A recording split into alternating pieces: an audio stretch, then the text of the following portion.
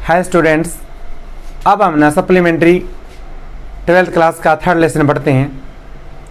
Lesson का नाम है journey to the end of the earth. इसका जो राइटर है वो तिशानी दोषी हैं और इसका एक मेन कैरेक्टर है जोफ ग्रीन।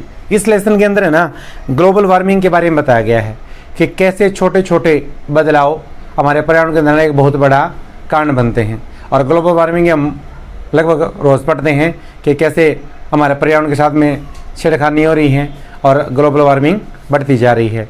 तो उस लेसन को समरी से पढ़ेंगे हम। तो लेसन का नाम क्या है? Journey to the end of the earth. इसके राइटर है तिशानी दोषी और एक मेन कैरेक्टर इसका जोफ ग्रीन। एक टॉपिक है जिसके ऊपर बात करेंगे हम, स्टूडेंट्स ऑन आइस। इसके अंदर है जिसके ऊपर काम करें बच्चे। तो देखो समरी पढ़ते इसके अब। In this essay the writer describes her journey to Antarctica. इस ऐसे के अंदर जो लेखिका है ना अंटार्कटिका की जर्नी का वर्णन करती है। हर जर्नी स्टार्टेड फ्रॉम मद्रास। उसकी जो यात्रा है वो मद्रास से शुरू होती है। It involve crossing 9 time zones. इसके अंदर 9 समय zone, 6 check points, 6 check points, 3 bodies of water, 3 समुंदर एंड 3 इकोस्फेयर और 3 जैवमंडल आते हैं। For reaching the Antarctica, Antarctica पहुंचने में the writer travelled for over 100 hours. लेखिका 100 घंटे का समय लेती है। व्हेन सी रीच्ड अंटार्कटिका, जब वह अंटार्कटिका पहुंचती है, she was filled with wonder at its immensity and isolation. तो वो इसकी अनंतता और एकांतता से बहुत अधिक प्रभावित होती है। She also wondered at the fact that there was a time when India and Antarctica were part of the same land mass. वो इस बात से भी हैरान होती है कि एक समय था जब भारत और अंटार्कटिका एक ही ज़मीन का हिस्सा थे। The writer says that about 650 million year ago there was a giant super continent called Gondwana which was centered around the present Antarctica. लेखिका कहती है कि लगभग 650 मिलियन साल पहले एक बहुत बड़ा द्वीप होता था जिसको गोंडवाना कहकर पुकारते थे, जो वर्तमान में अंटार्कटिका के केंद्र में है। There were no human beings at that time and the climate was much warmer. उस समय ना कोई मानव जाति नहीं थी और जो क्लाइमेट था ना वो बहुत अधिक गर्म था। अबाउट 50 मिलियन ईयर्स एगो, लगभग 50 मिलियन साल पहले, the dinosaur were wiped out. Dinosaur लुप्त हो गए थे। The age of mammals got under the way of the land mass separated into continents. और स्तनधारियों का समय आ गया था और ये ना द्वीप अलग हो गया था। People visit Antarctica in order to know the earth past and future. लोग अंटार्कटिका की यात्रा उस पृथ्वी का पास्ट और फ्यूचर जानने के लिए करते हैं। They visit it understand the importance of coral falls. वो इसकी यात्रा कोरल पर्वतों को समझने के लिए करते हैं। It is amazing to think that big chunks of land mass separated from it and form the continents of today. ये हैरानी की बात है कि ये टुकड़े, बड़े बड़े टुकड़े अलग हो गए and form the continents of today, और आज इन्होंने क्या है एक द्वीपों का निर्माण कर लिया। India got separated and jammed against the rest of Asia. Bharat क्या है जमकर दोबारा एशिया से शामिल हो गया। This resulted in the formation of the Himalayan and India joining the Asian again. इससे क्या हुआ, हिमालय का निर्माण हुआ और भारत दोबारा एशिया से जुड़ गया। South America broke away and join North America. जो साउथ अमेरिका था ना वो नॉर्थ अमेरिका से अलग होता रहा। This open the direct passage to create a cold current around the South Pole. इसने क्या है दक्षिण ध्रुव के ओर ठंडा रखने के लिए एक डायरेक्ट का निर्माण कर दिया, which keeps cold and barren of the Antarctica, जो अंटार्कटिका को क्या ठंडा रखता था। In Antarctica there are no nights and days as we experience here. Antarctica के अंदर है ना तो रातें हैं ना दिन है, ये हमने अनुभव किया। There is silence everywhere which is broken only by the occasional avalanches और क्लेविंग आइस स्टेट्स। वहाँ पर लगभग चुप्पी रहती है जो कभी कभी बर्फ़ के टूटने से या हवा के चलने से टूटती हैं। Human civilization has been on this earth just for 12,000 years. मानव सभ्यता का निर्माण इस पृथ्वी पर केवल 12,000 साल पहले हुआ। This is a very small period as compare to the life of this planet. यदि इस प्लानट से इसकी तुलना करें ना, ये बहुत छोटा सा पीरियड है। Yet in this period man has progressed a lot. लेकिन इस अवधि के दौरान आदमी ने बहुत अधिक मेहनत की या प्रोग्रेस की। But this progress has led the environment depletion and pollution. लेकिन इस उन्नति ने ना पर्यावरण के ऊपर प्रभाव डाल दिया और इसको पोल्यूटेड कर दिया। There are climatic changes and average global temperature rising. इससे पर्यावरण में परिवर्तन हो गया और ग्लोबल टेम्परेचर बढ़ने लगा।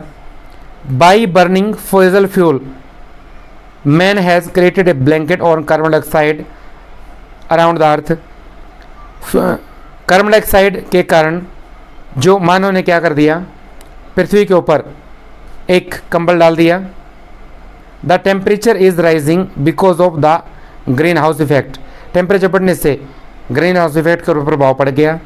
No one can say for sure how the global warming will have it affect on the earth. कोई इस बात को सही नहीं कह सकता कि कैसे ग्लोबल वार्मिंग का पृथ्वी के ऊपर प्रभाव पड़ता है। The best place where this effect can be studied is Antarctica. जहाँ पर इसको अच्छी तरीके से पढ़ा जा सकता है ना, सबसे उपयुक्त स्थान अंटार्कटिका है। This region has been unspoiled by man. ये ऐसा क्षेत्र है जिसको मानव ने खराब नहीं किया है। It has a simple ecosystem. ये एक साधारण जैवमंडल है। There is not much biodiversity. यहाँ पर किसी तरह की कोई प्रतिक्रिया नहीं हुई है। There are very ancient carbon records in the core of its ice. इसके बर्फ की परत के ऊपर बहुत सारे कार्बन रिकॉर्ड को देखा जा सकता है। So one can study the past present and future of the earth at Antarctica. इसलिए हम पृथ्वी का प्रेजेंट, पास्ट और फ्यूचर अंटार्कटिका के ऊपर देख सकते हैं। The writer was working on the programme called student on ice.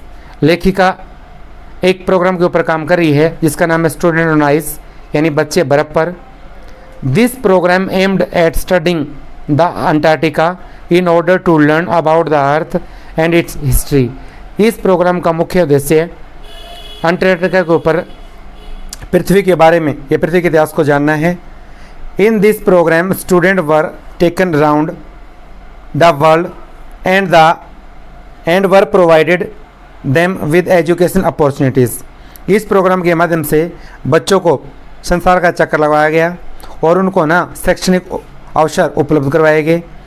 This would help them foster new understanding and respect for our planet. इससे क्या है, नई जानकारियाँ समझने के बारे में और पृथ्वी का सम्मान करने के बारे में समझाया गया है। This programme had been in operation for 6 years. इस प्रोग्राम का लगभग 6 साल से तैयारी की जा रही थी। It was headed by A Canadian named जॉफ green. इसका जो मुख्य हेड था वो कनाडा का था जिसका नाम जॉफ ग्रीन था।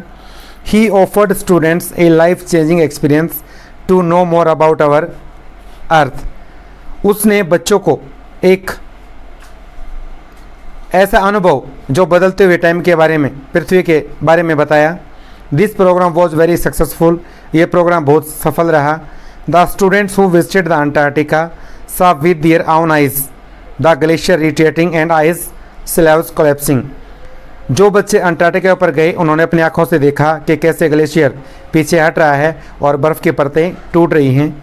Then they realised that threat of global warming is very real. तब उनको एहसास हो गया कि ग्लोबल वार्मिंग की धमकी है ना, वो वास्तव में है।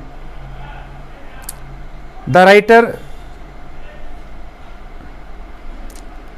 Antarctica is the perfect place to study how little changes in the environment can have big repercussions।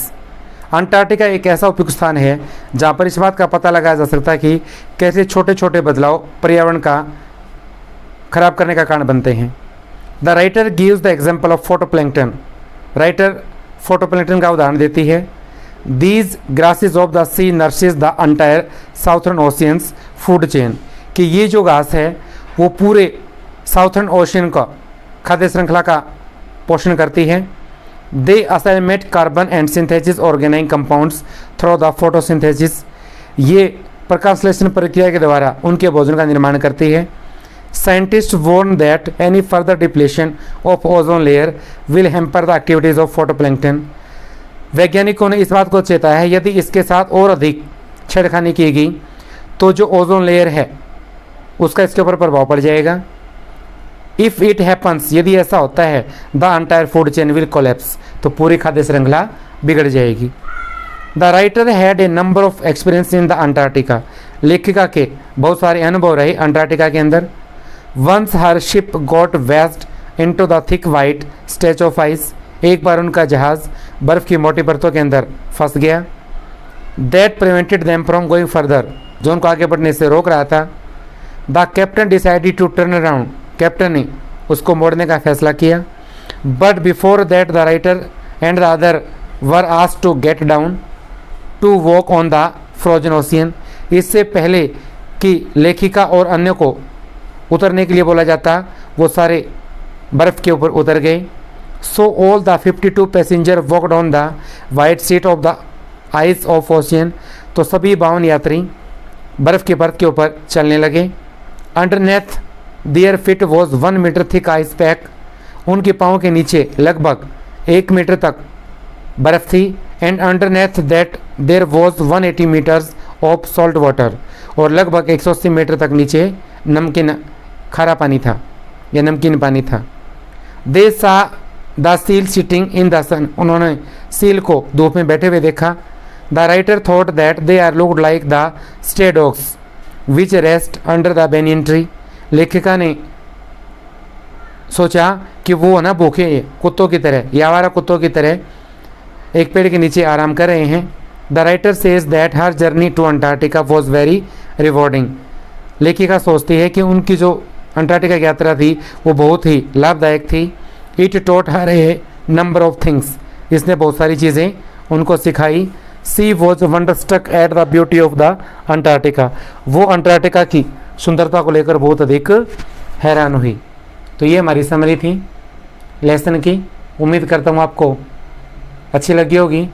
Video को लाइक करें, शेयर करें एंड सब्सक्राइब करें। धन्यवाद।